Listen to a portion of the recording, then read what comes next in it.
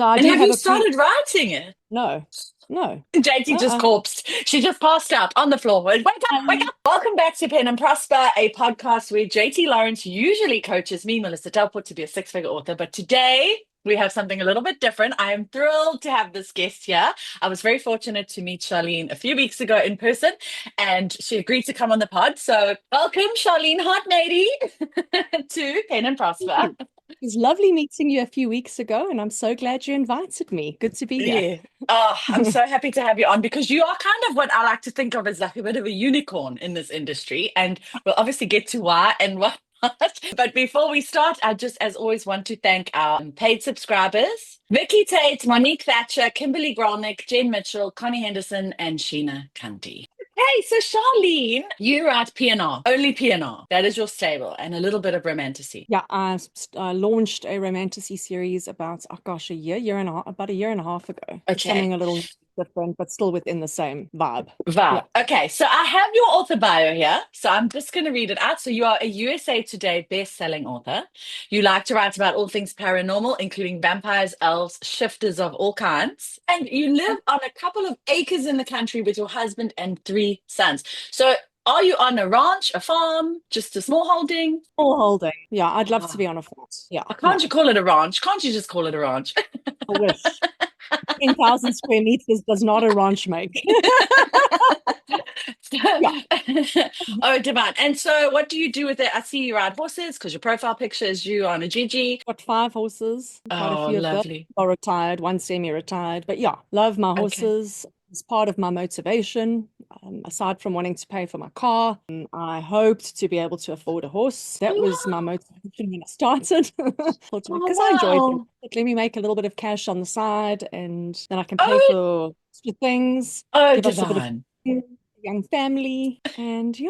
And that's how we started. And so, yeah, so what is your How many background? You were in sales, I think you said, or marketing, or I ran a national portfolio for quite a large company. One sector, hospitality. I traveled a lot, sales, branding. I mean, we had to put the brochures together. So, yeah, traveled a lot, was away from the family a lot. But thankfully, sales did give me some wiggle room with regards to being able to write a little here and there. When I decided what I wanted to do and started planning and putting my strategies in place and started looking into the whole thing, I worked a lot of weekends for about a year, even okay. holidays. I just worked all the time and wrote those first books. Okay. Um, While writing, did you have any sort of background, or you just an avid reader? Did you while writing? What was your writing story? avid reader from a child. I Okay. absolutely love reading and Okay. started a lot of books, even in high school, in my 20s as well. Finished my first book, I think I was around 30. 30, Okay. 31. Had my twins around then. So I was very, very busy being a mom, but edited that book for a good year. It'll never see the light of day. I actually don't even know where it is. But look, it did help me. I then got very busy with the twins. And then I read in an article because I wasn't initially in sales. I was first a cabin crew on board an aircraft. Oh So then, wow. yeah, Like an air cabin crew hostess, like a this for a good 6 years or so, 6, 7 years, yeah, in do you my know, I early can 20s. actually see you doing that because you're tall and slim, so you can fit down the aisle, and you and you're so well Yeah. spoken. I can actually see that.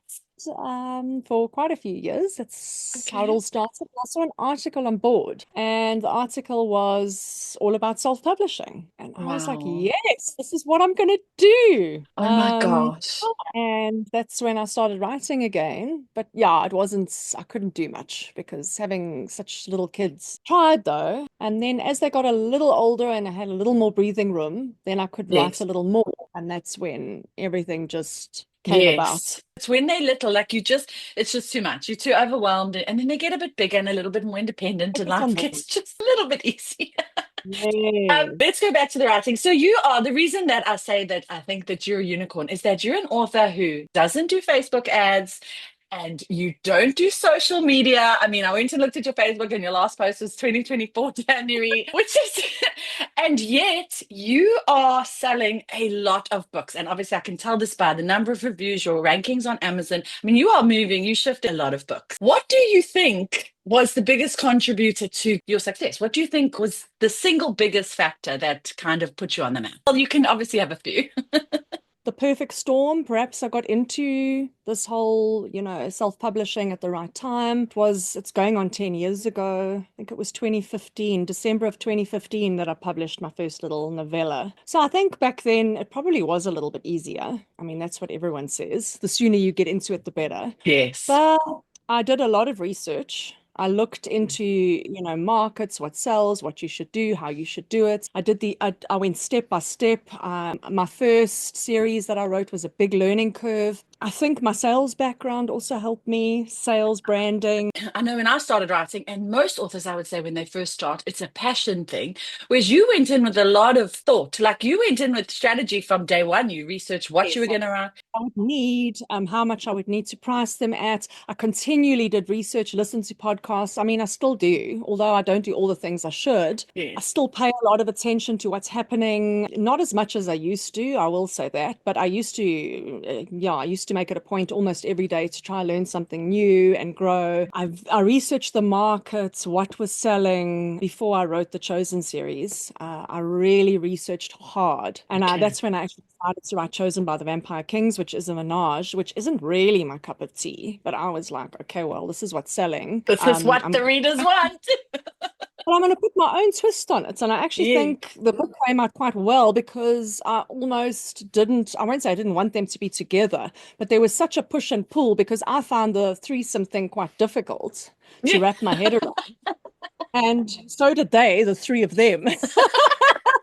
So it I love worked that. out. There was a lot of conflict in that book. Oh, wow. And it was at the time that KU came out as Okay. well. So I think kind of the perfect storm. So at Okay. first I didn't put those books into KU or the serials. And when I did, it just went poor.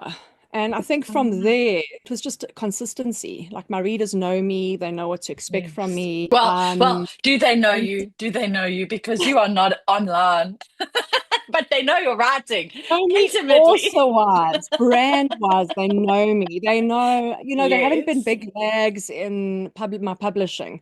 I used to publish more books, probably 7 or 8, but they were shorter. Yeah, Now I that publish blows my long. mind. Yes, not more than 3 months will go by without me publishing something. And again, they Okay. know what to expect. Everything's a pre-order. I normally do a little 99-cent start to my pre-order. I do that for my mailing list. I used to do it for my Facebook people. I will start doing it again. Sorry, Facebook people.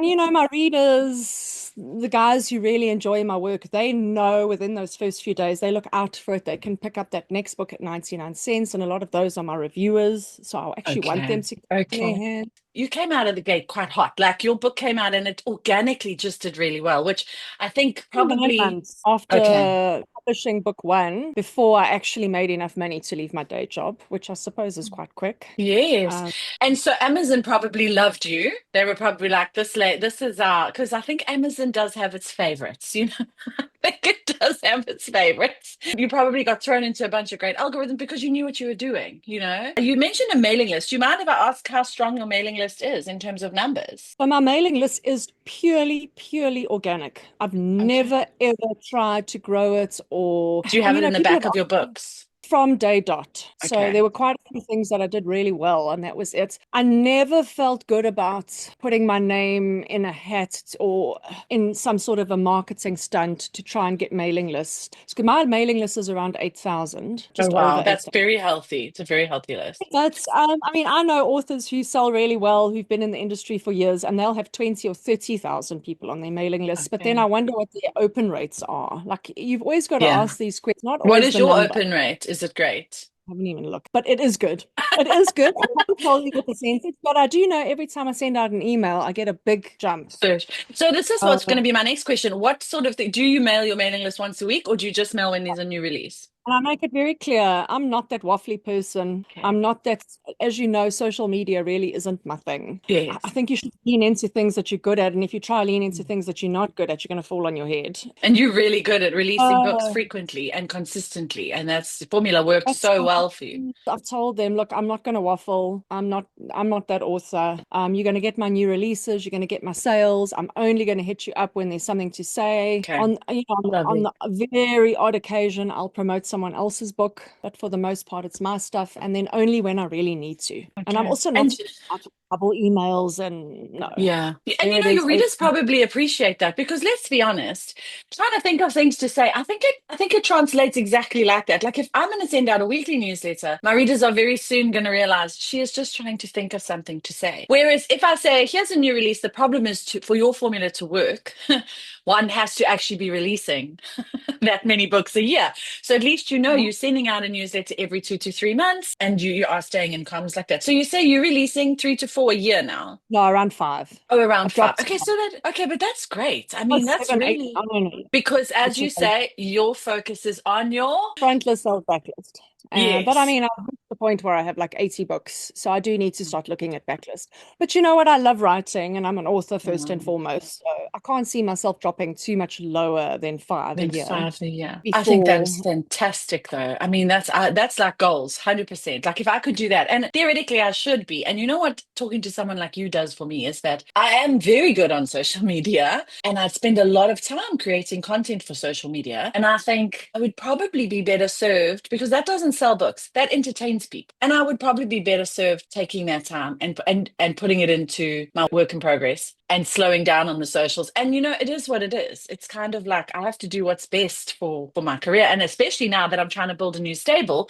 because unlike you, I didn't know what I was doing when I started. Yeah, I need to take as much time and energy as I can and channel it into writing a whole lot of new books. So Yeah, and you must. And I yeah, heard I no. listened to your podcast yesterday about what to write next or what book to write next. So I think you have some great goals there and some Yes, I've actually put it out here because I'm rereading. So everybody knows I absolutely adore that series. So I'm writing a comparable, and it is quite exciting. Let's talk about your pre-order system. So you say almost every single book you've ever released has been on pre-order. Pre-orders are a huge part of your strategy. JT's going to love me for mentioning that. He's going to be like, yes, Delport, yes. So you've just loaded your pre-order yesterday, last night, for a book that is releasing now, this weekend, next week. yeah, Sunday. Sunday. Okay, so now you've loaded the pre-order, you've done what you need to do, you had a sleepless night checking on everything. And what happens now? So do you dive straight in and set up a new pre-order? Have you already got a pre-order set up? The link to my next book is there. I've already sold some of the new pre-order, some copies. The one that's gone up An update for yesterday, which okay. is book 9 in the series. Book 8 releases Sunday. Book 9 is up. The Okay. link to book 9 is at the back of book 8. Wow. Oh, of course. So you set your new pre-order when your current one's going to release so that people can click straight through. Okay. Yes, they see the cover, they see the name of the book, they can either Wow. buy the book. If they get in there fast, they can buy it for a lower amount. Okay. And your Otherwise, pre-orders are normally every 3 months. So you set it for 3 months from now. depends. So no, it's 2 months from now because I'm releasing in 2 months. So the max I'll set a pre-order for is 3 months. Oh no, unless it's in my other series. Gosh, I'm contradicting myself completely here. So I And do have have you a pre. started writing it? No, no. JT just corpsed. She just passed out on the floor. Wake up, wake up. I live completely on the edge. So you have 8 weeks to write this book, have it edited. Yes, Is your yes. editor exclusively working with you? My editor is actually a writer. She's edited Okay. for many, many years. I actually don't think she edits for anyone else anymore. Okay. She might Because have I was one going to say, or two sometimes other my clients. editor will say there's a month's delay. Can you imagine? I'd be like, but I've got a pre-order. Like, I need it now. So obviously she's used to your system. I have her, so she does a developmental and a proofread. Then I have another proofreader. I'll book them now. Yeah, Okay. they generally get 10 to 14 days. Okay. Notice. They don't long. They've got to turn it Okay. around. No messing Yes. about. So And it's have you ever, okay, so life happens, but clearly you are not worried about life. Life must move over because you have books to write. So have you ever had to push a pre-order out? twice ever. Out of like, let's say 78 of your books have been on pre-order. Yes. That is amazing. Okay, so your head down, one gear, go. I make it happen. If it needs to happen, it happens. If I have to write till midnight, I prefer not to, but I do. Yes. I just find if you consistently write every day, normally I write more and more and more as the book progresses till eventually almost all I'm doing is writing with the odd Okay. horse ride, the odd meal In with my between. family. Otherwise, I'm writing, and I just get the book done. Okay. And that's how. And I find it fascinating. Like, I just think that is like really flying by the seat of your pants, but it's working so, so well. And I feel like I actually need to put myself under more pressure, not less, because like the diamond that I am, Put yourself in a I shag. work best under pressure. I have a Yeah. feeling you're the same. Yeah. You seem to me that you're the same kind of not Yeah. person as me. That's how you would be driven as well. Yeah, and But if I have to, if I don't have enough, I leave it till the last minute. So I need to be like under the crunch and then pull a rabbit out of a hat. Okay, you're giving me a lot to think about. hey, I've sometimes sent, or actually it happens fairly regularly, I won't say sometimes, that I'm sending a book to my editor that's not even finished. I'm still Oh, writing the wow. last. I've even had where I've had to write as much as 8 chapters, and the book's due with her. I'm like, well, you start on chapter 1, and Yeah, I'll get and follow me yours. through. You start there because I know it's going to take her a week or whatever, 5 days. Yes, I know yes. I've got that period to finish the book and get Okay, that to. And this is okay. obviously for full look, not for second or third look. But Yes.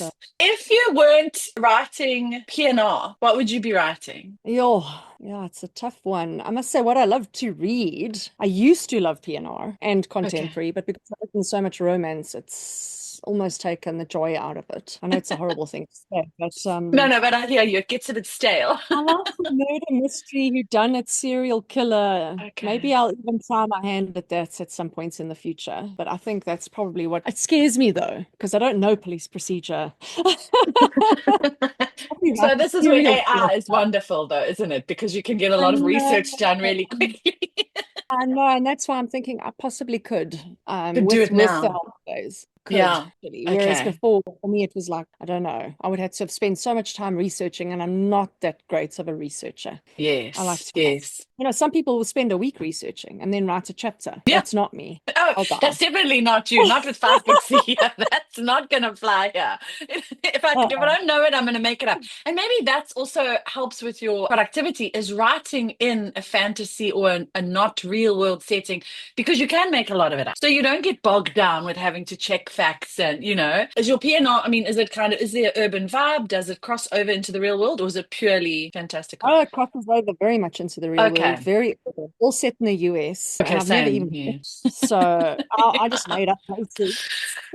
Divine, divine. So let's talk about because I'm so fascinated by it. Honestly, like I actually am in awe, a little bit fangirly with you because I just like it's no, because I really want to be prolific like that. And I love the thought of working to deadlines, knowing that because let's be honest, in a normal 9 to 5 job, you have deadlines that are close and you have deadlines that are far, and you have projects that are need your immediate attention and you have to prioritize. And I feel like I thrive in that like pressure cooker of different things happening at different times, but I have to be very organized, obviously, to get it right. So yeah, I just think like the idea of setting up the pre-orders and then having to stick to them is it's so smart. And it just makes you, it doesn't matter, I suppose, if you get sick or you just push through and you get it done. You do, just like you would in any other 9 to 5. You Yeah. just have to make it happen. And I just like to hold myself accountable. And Yeah. this is what I need to do. And I just Yes. do it. And that's it, done. Do you ever give yourself a long break? Like, do you ever go, okay, well, I've got something big coming up, or there's a wedding, or there's a holiday, and I'm going to actually take some time I off. take 3 or 4 weeks off in December. Okay. And then I normally will take a week or two somewhere else once or twice in the year. No, I give myself Divine. plenty of Oh, time good. off. Okay.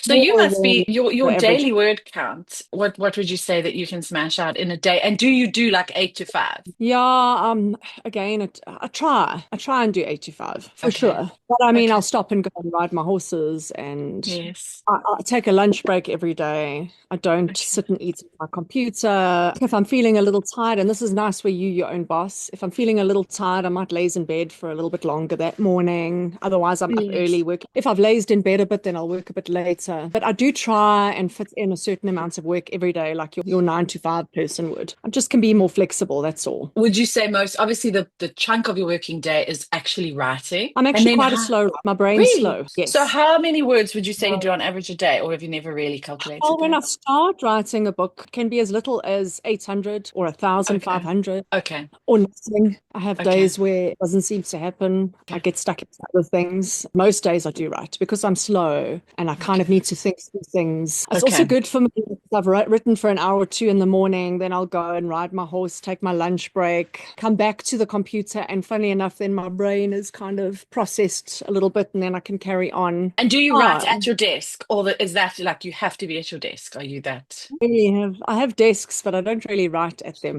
Do you write in your bed when it's cold? Not in my bed. No, I'll do other things in my bed, like check figures. And Okay. now that I'm going to get into Facebook ads, I've been like designing ads in bed, things that you can do Okay. kind of. But Yes. no, I don't do too much of that. But Okay. yeah, finding my dining room table. I know it's insane, but I do a lot of my writing there. Okay, I love sitting at my dining room table though, especially like when my kids come home if they're doing like homework or stuff. Then I quite enjoy it because then you feel like you can be part of the Out of family. it. Your branding is so strong. When you open your Amazon page, it is very clear what you write. It's very clear that it's all in the same stable. Like it's a very strong represent. Like when I opened it, I was like, oh wow, this one. Like I can see exactly what this is. You know what you're doing. Did you? You said you recently started rebranding. Yeah, some of my earlier works. How much control do you take over sort of your branding and your cover design and your what is that process like? So you have a new book coming out, you've got 8 weeks, you're busy writing, you've got your editor on standby with the first six chapters because you're working on the last 80%. And you've Not obviously quite. got a you've obviously got a cover designer who is working on this end. So what is that sort of creative process with your graphics and things like that? Yeah, normally a week or two before I set up my next pre-order, I'll pop her a message and just say, look, I need another cover. It needs to be in the series along these lines. And then she'll take a few days a week and get back to me. I've actually got two ladies. The one lady does my romanticy for me. I need to book Okay. her quite a few months in advance. In fact, I'll book Okay. her now. My next book is in that series, The Lost Kings, is due out in March. So I will probably contact her end of this year, beginning of next year at the latest, and that's pushing it actually. But my other Okay. lady, yeah, she's quite, as long as it's a Quick. week or two before it's due, she's pretty quick and pretty good. And funny Okay. enough, Dragon Tribute series, she made a few pre-mades, and I saw these pre-mades, Okay. and I am writing that book. I'm buying those. I'm writing that book, Okay. and Oh, wow. And isn't it funny how that can really like inspire you? Hey, seeing a great cover. Like, that's it. That's the mm, book I'm gonna write next. It's crazy. yeah. Um, So she sold me the first three books in that series, and then since then she's just done how customs many on series those. do you have? I don't know, quite a few. Okay. Okay. I don't know. If I had One, to two, ask you, if I had to, about eight, I'd say. 7 or 8. 8 series. Okay. And then do you have a lot of standalones or do you only write series? No standalones. I've got two series that are a bit shorter. One that's 3 books, one that's 4 books, because I didn't do that well. So Okay. I just ended them sooner rather Okay. than later. I just could kind of see they weren't going to Gonna. take off. Yeah. And your longest So series is how many books? technically, the Bride Hunt series, there are 4 series within that world and series, and that is currently 22 books, and that's going to end up being 26. I actually need to finish that series. Wow. But that's quite Okay, long. that's actually a very good point. So, with having all these series that are kind of obviously all in process, because you don't write one to finish and then start a new one to finish. I'm assuming you're Most writing. people Oh, do you? Okay. So, normally do that. Yeah. okay. But if you But now have two or three in process, will you do like one book, one book, one book? Or do you just write what you feel? oh, yeah, I need to go back to that. But I actually don't have a Bible, a series Bible, and it's 22 books deep. So, truth be told, I'm quite nervous. I should have put something together for such a long series. I'm so worried I'm going to write, I'm going to get all the facts wrong. But why don't you feed it into Notebook LM? But I really do have to finish that series. I do get asked about it. Not I on have social media, clearly. Not on social media.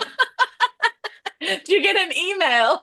the Johnny. odd email going, listen, when are you finishing this? When are you finishing this? Oh, wow. So I read a book like that once. It was a fantastic series. It was a fantasy. And I read the first six or so, and then it just took the author. It was a Cresley Cole, I think. Just took Mm, her forever to. I And understand. and Yeah. eventually, do you know what did happen? When it came out, I didn't read it because I was like, I can't remember what happened. But you But see, sometimes, my books are quite standalone though. Although there okay. is like an overarching, Theme or they do tie together and there are the bigger picture things that need to be resolved. You can actually start halfway through that series and have a good okay. experience. You don't Oh, need divine. Okay. Then it's not so urgent. It's not like it has to be yeah. finished. But there are things that need to tie up, but you can actually pick up any of my books in any order and Okay. read it and be fine. When I looked on Amazon, it gives so your comparables are these correct? Like Christine Feehan and Riley Storm, they're coming up as big comps. So would you say you're right in that sort of wheelhouse? That would be nice. Yeah, no. Listen, don't underestimate yourself. I was like, I can see it. I can see it. They're probably going, oh my gosh, you guys, you won't believe who my comp is.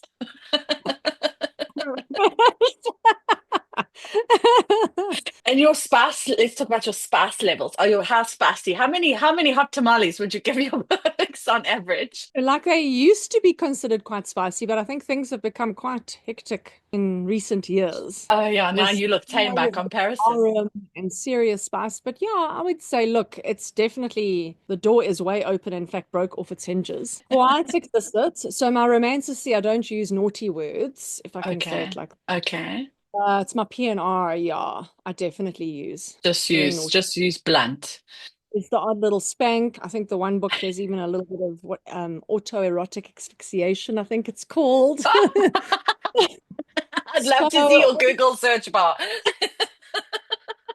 so although I don't get too deep into the kinky stuff, there's a little bit of that. Yes, it's definitely spicy. Would you say it's 18 plus? Definitely. I put that on Amazon. Um, okay, if I had to ask you, if I wanted to read any one of your books, which one would you say I should start with? What would it be? My word, people ask me this and it's such a tough one I because I know. always, yeah, and it depends on what you like. Like, do you like Menage? I mean, people still love the Chosen series. The Okay. Chosen series, I mean, particularly since I rebranded it, probably almost sells as well as it's on the verge of selling as well as my frontlist stuff. Frontlist. That's without advertising. So Yeah. I might say, if you wouldn't mind Menage, go with the Chosen series and start with Chosen by the Vampire Kings. Okay. But I always like what I'm writing currently. And I know Okay. we chatted the other day, but what book is your favorite? It's hard to pick your favorite child, but Yes. I would always say, like, I think you do, hopefully you get better as a writer as the years go by. So I would always say, like, the latest It's probably series. the best. Yeah. But it also Yeah. depends. You like first person or third person. Some people hate third person. Then you would only read my last few series that I've written. You wouldn't read my earlier stuff because that was all third person. Oh, was It it? Is just that how you started out? And did you make the shift intentionally because that's what the readers wanted? I also read a lot of first person Okay. and I just wanted something different. When you've Okay. written 40, 50 books in third Yeah. person, you're like, I change now, please. Did you find Please. the limitation of, because I find the only thing with first person obviously is that you're limited to your character's perspective, or do you have alternating point of view? Yes. I Okay, go, because I wrote a go. whole series in first person, only one point of view, and it is difficult to convey information. It's difficult to let Yeah. your reader know what's going on over there. If you Yeah, over and yet it can be quite though. My first book of this series I'm currently writing, the Dragon Tributes. My first book was almost all in her POV because Hmm. I was hiding some twists. And Okay, if it was too okay, much in his POV, you would have figured it out. So I yes, only a little bit of his because yeah, I think it's when you tough to needed keep. it. Yeah, so it also depends. I think it's nice to be able to move between two. Yeah. Um, And I think it's very popular in romance across the board, all different romance. I think that that alternating point of view is really Really, works really well. particular. Yeah. Yeah. Okay, so let's talk about your ROI, shall we? Shall we? Let's just dive on into that. So, out of Yeah. obviously respect for you and out of just to your privacy and everything, we won't talk about your actual figures. I mean, I have heard your figures and I came home and I was like, wow, the land of make believe. I was so inspired after our meeting, but I think that's why I was so starstruck. I was like, wow. So your numbers are super impressive. I mean, it's very clear to anyone jumping onto Amazon that you know what you're doing and you're selling a lot of books. But your ROI is particularly impressive because we talk a lot on this podcast about ROI, and JT always says like she makes a lot of money, but her ROI is low, like she's got an ROI problem. So please just tell us that number. What is your ROI, Shirley? It's touching on 1,000%. Can't deal with that. It blows my mind. Look, sorry, that's before I pay for editors and book covers. I'm currently doing German translations. I'm proofreading my translations. So we don't, I'm that doesn't factor in. We don't factor in our cost I of sales haven't into factored our, that in. I've only factored in marketing, which is Amazon yes. ad, odd ad, like a book bubble, whatever. So I'm Mm. touching 1,000 that. So it's probably, I don't know, between 900 and 950%. Yeah. Let's say 100% when the other stuff is taken off. I really think this is where your strategy to release frequently is you're just riding that wave. You're just constantly The riding figures that wave. do drop a little. Like I am starting to see, because the last time I released a book in the Dragon Tribute series, because the last book I released was in The Lost Kings, was in March. So I am starting to see a drop off now. I mean, you're going to start Facebook ads, and I don't know. I mean, I'm just waiting for the explosion because it's coming.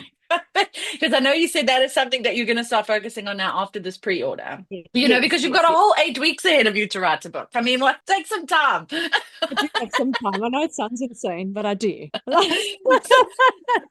So you're gonna start doing a few Facebook ads. I'm so excited. I really hope we can have you back and discuss those once you've had some time to No see how they pressure. go. Like I said though, I think you're gonna really struggle to figure out which ones are making you money because your books are really doing. Do you know what I mean? Like it's hard. Like for me, it's so black and white because my Amazon sales were like flatlined. So everything I'm doing, I can attribute to that. But for you, when you're really here, yeah, like I said, unless you're gonna throw them at something that's maybe not doing so well and see if there's a. But I think it'll be hard for you to get an accurate ROI.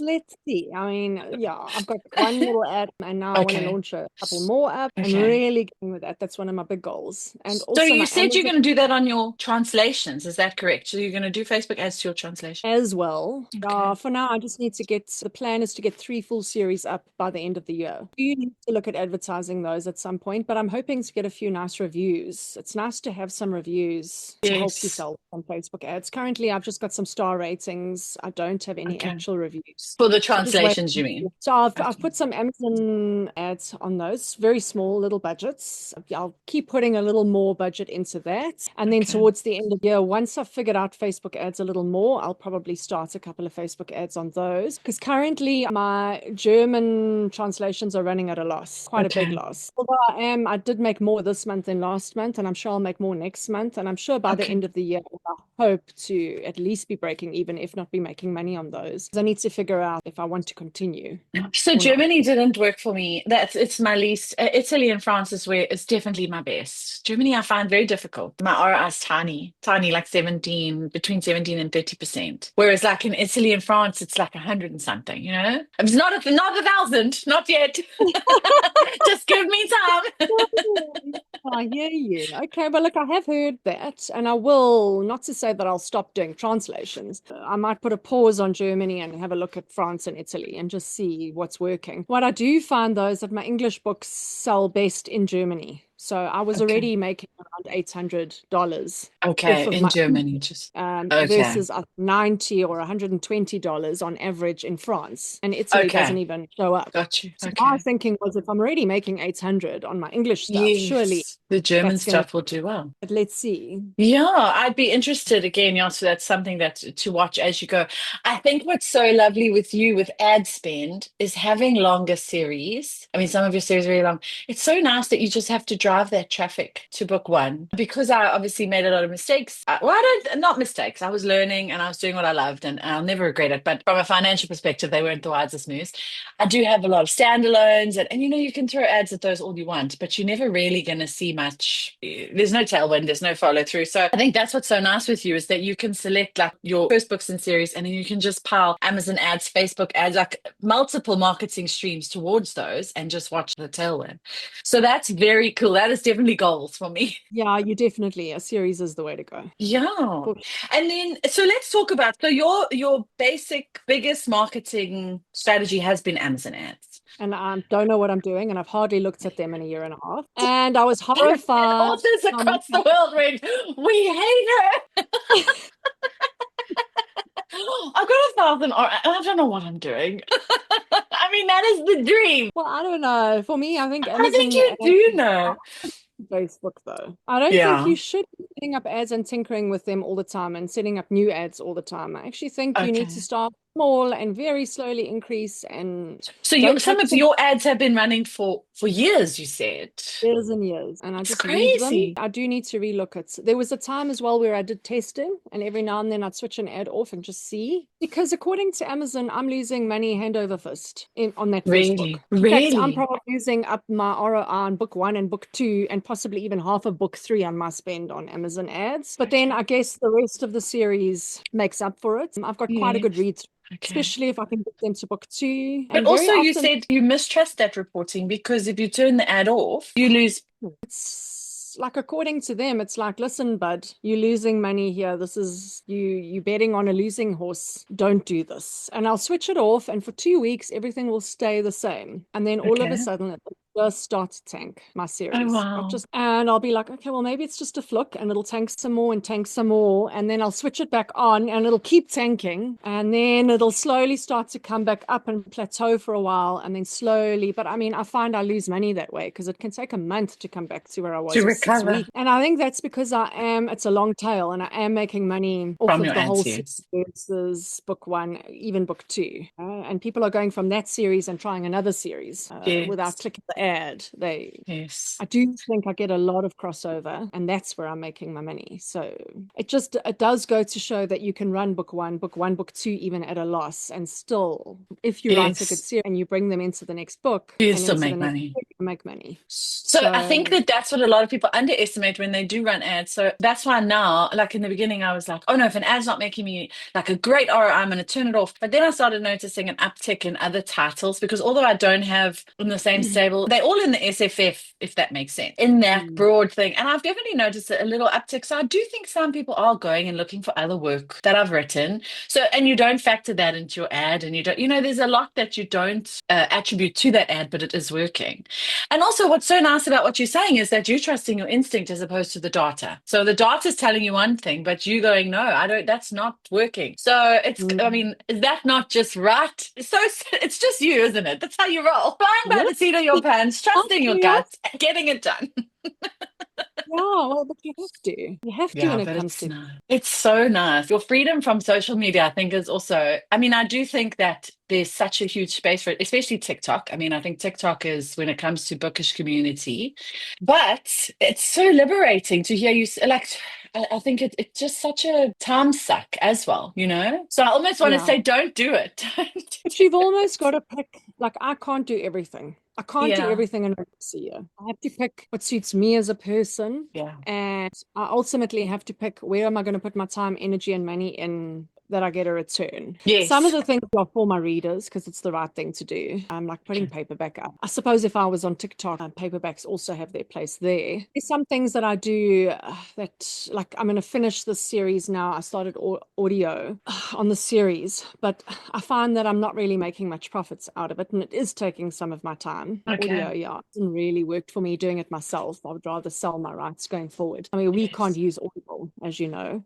We'll finish that series and get all of it up in audio for my readers, even Okay. though, It's such a huge, yeah. you have to sometimes bite the bullet. But And for the that's, most part, you've got to put your time into things that make you money, and you can't do all the yes. things. Yes. Pick the things that work for you. And I Yes. don't know, it's something I might outsource. I wish I was more that way orientated because I do believe that I've lost some of the market share due to TikTok. Okay. My sales have definitely dropped a bit Okay, with, you're saying other people like canalizing your sales through their TikTok. I think a little, nothing Okay. crazy. Otherwise, I would Okay. try a hard rock thing. Yeah. But no, I definitely, yeah, lost a little ground there for sure. And I do think we're coming into an era where you do have to market more. I think so. That being said, I have noticed, and I think it is so freaking sad. Like, social media is also a place where people can be like, you're almost safer not being on it. If just give the internet time and it'll try and cancel you. So they find your books, they read your books. And for me, and I am an avid reader, as I think you are too, I love, like, let's just take this series that I adore so much. I don't follow her on social media. I don't seek her out. I read her books because I love them. And when there's a new book, I'm the first person to buy it. But I don't need to follow her on social media. Do you know what I mean? Mm. So I think, yeah, it's the kind of thing where yes, it can, but unless I see serious traction from it, I'm not going to hang around for long. A normal person will be like, oh, you must do it. There's so much. But I'm like, you know what? This is working for you. And I would say just stay in your hole and keep writing it. Yeah, sort out my Amazon ads. I actually just bought a Yeah. book on. Oh, did you? I'm gonna have a Okay. read through that. Yeah, you're going to have to share what you learn with us. I Yeah, I have to will. bring you back. Oh, because my spend's gone up, but my sales haven't gone up. So I do need Okay. to Okay. take a little look in there and see what's happening. And of At your course, the AMS. Facebook. So I think JT has hired a new AMS guy who really, she says, sounds like he really knows what he's doing. So I think in a few weeks she will feedback on that. So that'll be super interesting to hear then if there's any tips or tricks. I don't have the cash flow because I'm still starting out to do both. So only once I've had that 90-day run and there's been a few months of good income coming in, then I'll start looking looking at other things. But for now, I've just got my small ads running to foreign markets and it's working. And I'm frantically writing. And I Yay! have put up some pre-orders. So let's see what happens. Oh, yay! Have you? Oh, Yeah, that's but so fun. I set them quite far in advance. So one is for the beginning of December, which is not too far, but that book's pretty much done anyway. And then the other one I just put for a year, Oh, just because I thought I want to put it up. But now I'm doubting myself. I'll bring it forward. it's nearly done. Get it out there. I think I just, the first one with December, that one's nearly done. The other one's not. So I thought, well, I'll do it for a year because also it's, for me, it's first time trying pre-orders. But I think, yeah, once I know that I can kind of meet those, I might start setting them closer just to put myself under pressure. Okay, well, I think that's everything I wanted to ask you. So now that we are actually recording, thank you for coming on the pod. We've already filmed this for everyone who's wondering why we're laughing. And well, I didn't record it. So thank you, Charlene, again for coming on and for sharing your experience with us. And as I have already said, I think that when you come again, you and JT are going to have a discussion about Amazon ads versus Facebook ads. And I think I it look will forward. be, yeah, I think that'll be a super, super dynamic conversation. So Thank you for having me. It was oh, you're so much so welcome. And good fun. luck for the next book that you're starting on Monday. Yes, yes. Thank you, and good luck to you. Thank you. Get Yes, the I'm gonna be. book Oh, done. yes, I'm gonna be writing all these books now because you've inspired me. Get it up and write some more for sure. Yeah, yeah. I'm serious. Okay. Stay And now, tuned.